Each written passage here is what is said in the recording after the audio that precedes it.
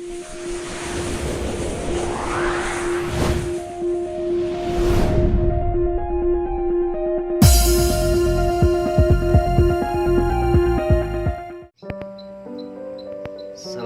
warahmatullahi wabarakatuh. Selamat sore teman bonsai dimanapun berada. Sore kali ini kami tayangkan konten proses pembuatan bonsai dengan ukuran mame dengan diameter atau lingkar pinggang pohon kisaran di 20 cm dengan ketinggian 12 cm. Dapat disaksikan di layar kaca teman-teman, pohon yang kami garap ini merupakan jenis pohon anting putri dengan ukuran yang tadi disebutkan.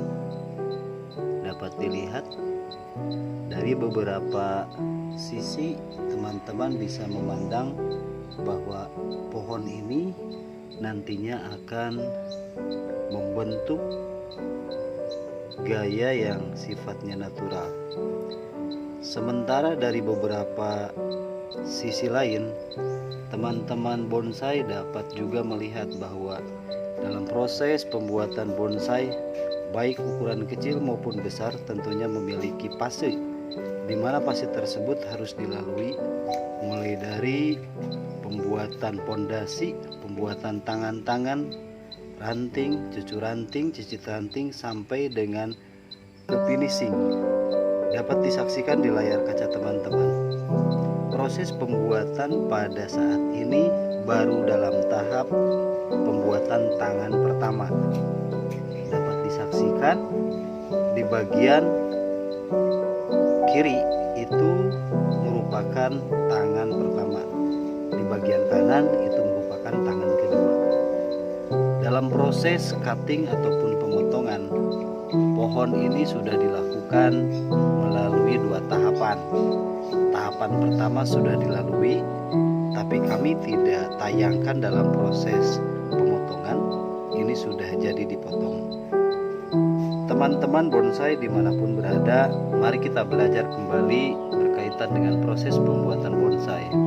Dalam tayangan kali ini, kami mencoba untuk mengambil gambar jauh lebih dekat dari bagian pondasi yang cenderung posisi pohon ini merupakan posisi yang dikatakan bisa dibilang pembuatan pondasi yang sifatnya pembengkakan.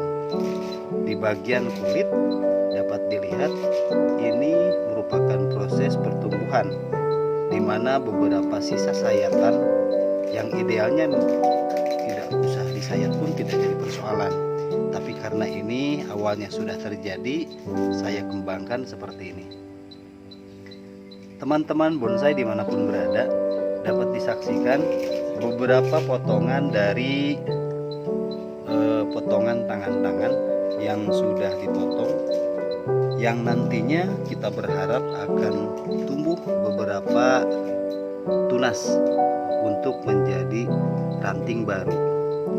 Dapat disaksikan dari bagian atas dengan ukuran yang sangat kecil, dengan ukuran yang sangat mungil, teman-teman dapat membuat bonsai dalam waktu yang relatif agak singkat dibanding beberapa pohon yang memang posisinya dengan ukuran besar.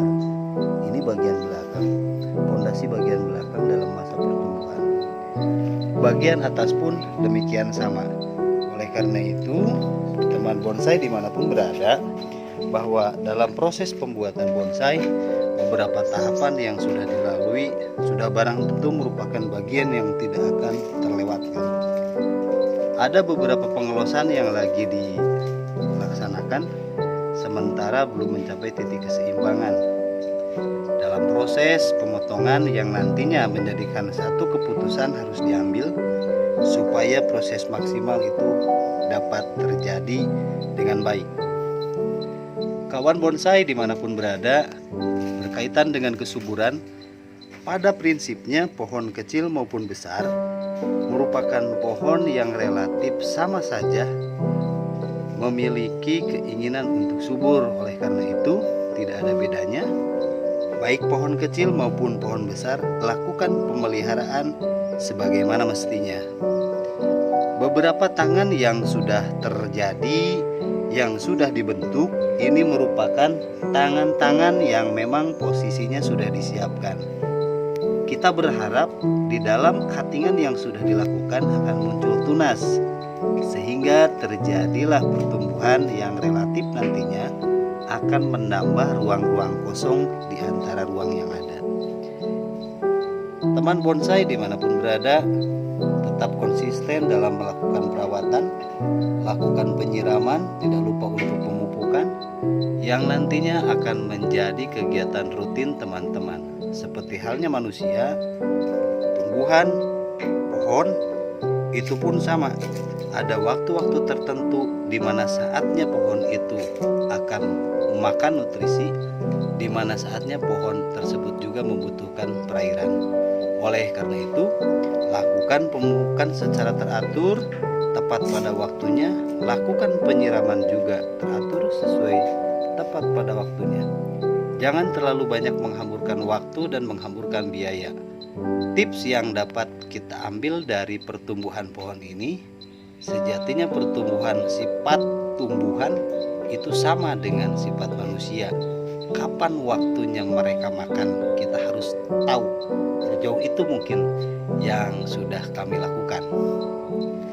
Kawan bonsai dimanapun berada, kita saksikan beberapa pengelosan bagian calon mahkota.